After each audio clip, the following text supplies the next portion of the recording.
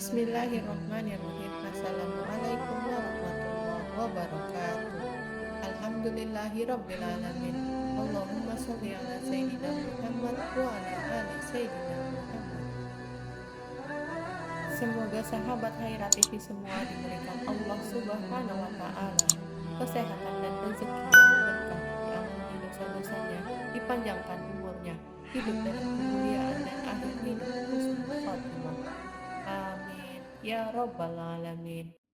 Sahabat Haira yang beriman dan dirahmati Allah, segala puji bagi Allah Subhanahu wa taala yang telah menurunkan air hujan sebagai rahmat bagi kehidupan dan mengajarkan kita untuk hidup dengan adil serta saling menghormati hak sesama.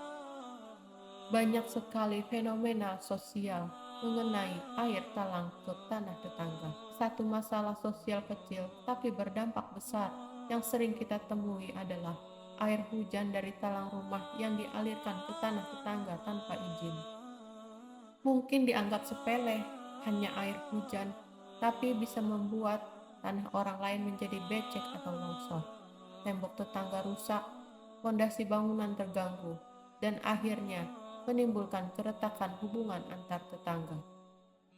Islam sebagai agama yang sempurna tidak membiarkan hal semacam ini dibiarkan tanpa aturan. Islam menjaga hak orang lain. Rasulullah bersabda, "Barang siapa yang mengambil hak orang lain sejengkal tanah, maka Allah akan kalungkan padanya 7 lapis bumi pada hari kiamat." Hadis riwayat Bukhari dan Muslim. Air yang mengalir ke tanah orang lain tanpa izin termasuk bentuk menyalahgunakan hak, walaupun kita tidak mengambil tanah itu secara langsung. Sahabat Haira yang beriman dan dirahmati Allah, hukum membuang air ke tanah orang lain ada yang boleh, yaitu dengan diizinkan. Kalau tetangga mengizinkan dengan ikhlas, maka tidak masalah, bahkan menjadi bentuk tolong-menolong. Tolong menolonglah kalian dalam kebaikan dan takwa. Quran Surat Al-Maidah ayat.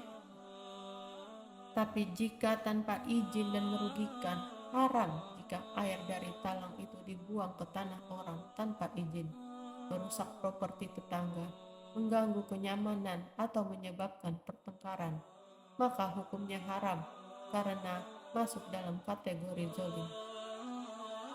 Rasulullah Shallallahu Alaihi Wasallam bersabda, seorang Muslim itu adalah yang tidak mengganggu orang lain dengan lisan dan tangannya. Hadis riwayat Bukhari. Barang siapa yang beriman kepada Allah dan hari akhir, maka janganlah ia mengganggu tetangganya. Hadis Bukhari dan Muslim. Sahabat Haira yang beriman dan dirahmati Allah, Islam sangat menekankan hak-hak tetangga. Bahkan Nabi Muhammad SAW bersabda, Jibril terus-menerus berwasiat kepada tentang tetangga, hingga aku mengira tetangga akan diberi hak waris. Hadis riwayat Bukhari dan Muslim. Maka menjaga agar rumah kita tidak merugikan rumah tetangga, termasuk dari air hujan, adalah bagian dari iman dan akhlak Islam.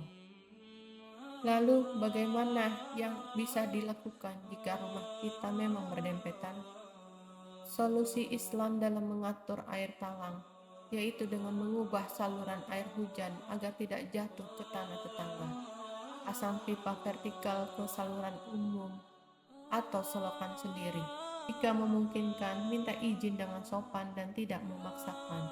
Jalin komunikasi baik dengan tetangga agar bisa saling memahami.